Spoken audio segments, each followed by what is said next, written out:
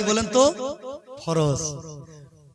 আরেকটা হাদিসে আমার নবী বলছেন, যদি ধর্মের জ্ঞান অর্জন করার প্রয়োজনে যদি চীন দেশে যেতে হয়, তাহলে তোমরা চীন দেশে যাও, কিন্তু জ্ঞান অর্জন করতে চাও যাও।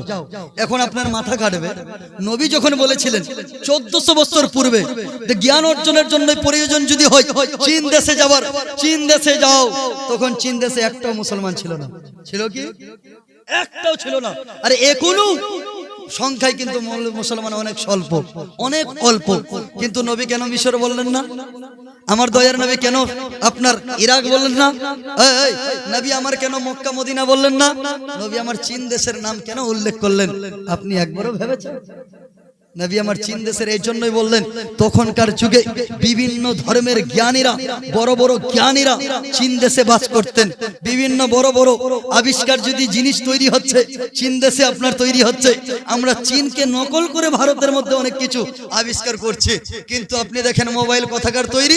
চীন দেশে তৈরি। বড় বড় সুন্দর গাড়ি কোথায় তৈরি? চীন দেশে তৈরি। প্রত্যেকটা জিনিস চাইনিজ, আমরা যাকে বলি চায়নাতে তৈরি। এই চীন দেশের কেন কথা বলা হলো?